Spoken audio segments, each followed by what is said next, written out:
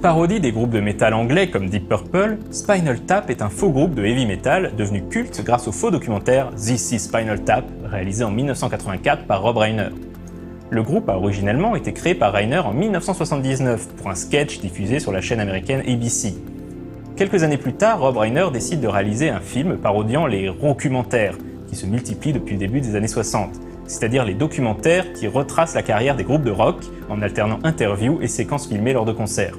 This is Spinal Tap met donc en scène Rob Reiner lui-même dans le rôle de Marty DiBergi, un réalisateur suivant le groupe Spinal Tap alors qu'il se lance dans une grande tournée pour promouvoir son nouvel album Smell the Glove.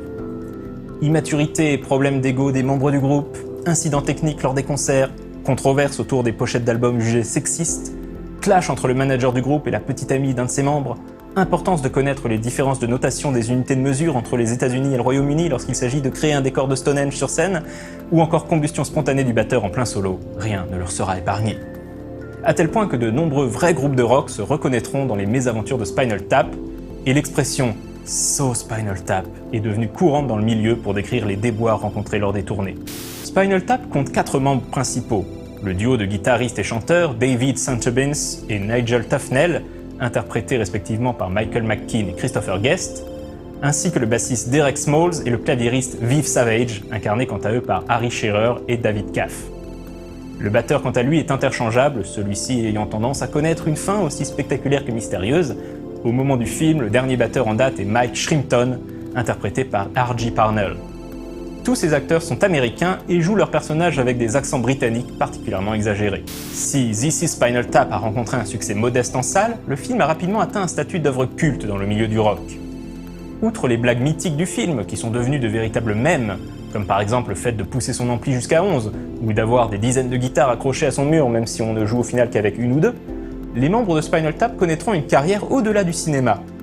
Ils sortiront 6 singles et 3 albums, Spinal Tap en 1984, Break Like the Wind en 1992 avec la participation notable de guests prestigieux comme Joe Satriani, Jeff Beck, Slash ou Cher, et Back from the Dead en 2009 pour fêter les 25 ans du film.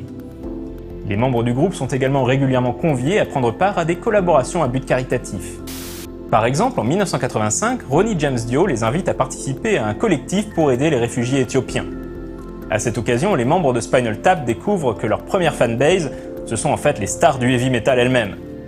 En 1992, Spinal Tap apparaîtra également en guest dans un épisode des Simpsons, et plus récemment, certaines de leurs chansons ont été intégrées dans les jeux Guitar Hero et Rock Band. En 1984, à l'occasion d'un sketch dans le Saturday Night Live, Michael McKean, Christopher Guest et Harry Shearer formeront également un autre groupe fictionnel, The Folksmen, qui, comme son nom l'indique, parodie les groupes de musique folk américaine.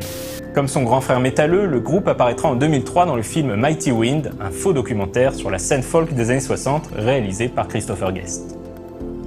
Avec Princess Bride, c'est donc un deuxième film culte que l'on doit au réalisateur Rob Reiner. Mais la carrière éclectique de ce dernier sera le sujet de la prochaine Minute du Geek. À la semaine prochaine.